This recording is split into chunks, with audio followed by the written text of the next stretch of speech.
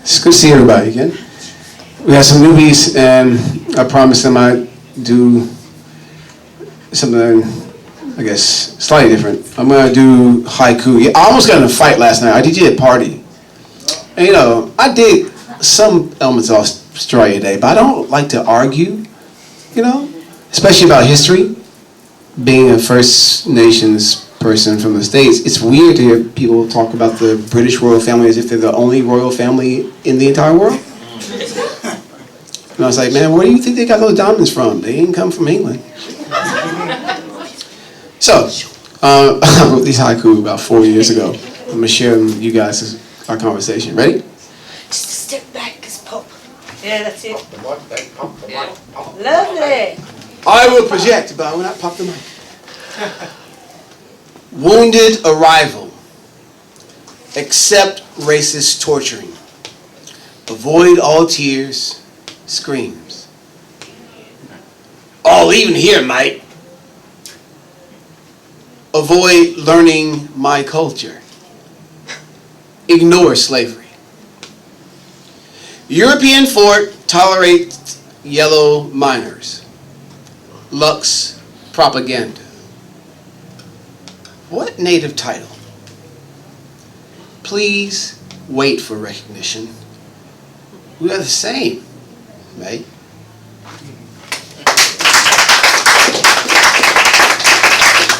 I would have read those to him, but he had like 6 pints, so he wouldn't have actually processed this. Speaking of pints, happy belated birthday, Sean, wherever you are. Oh God! Exactly. Happy birthday. So I'm gonna read one from Sean O'Callaghan, brilliant young poet. Yeah, who's hey Mike? If you're not dead, you're an asshole. I could kill you for not ringing. I thought you were dead, but I didn't want to ring during the night and wake you up. You could have texted me. At least I would have thought you were dead for the last hour. So let me get this straight. You want to kill me for not being dead? Yeah, that's right. And anyway, if you're not dead, you're an asshole. Thank you, Sean.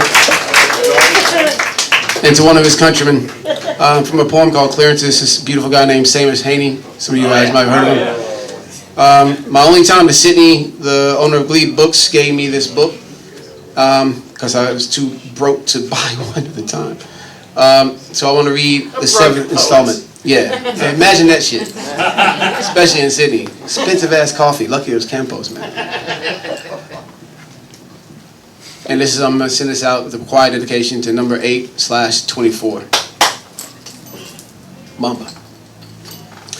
In the last minutes, he said more to her, almost than in all their life together. You'll be in New Row on Monday night, and I'll come up for you, and you'll be glad when I walk in the door. Isn't that right? His head was bent down to her propped up head.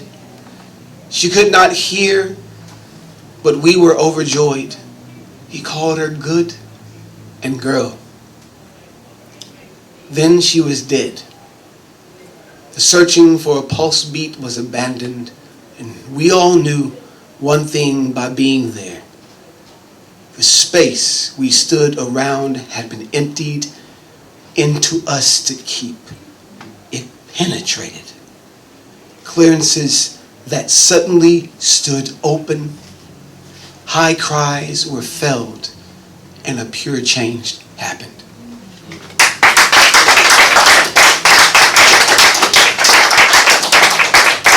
Last but not least, I went through the Yangs and took a picture of a tree, inspired by 2 of my favorite poets and photographers, Brendan and Michael.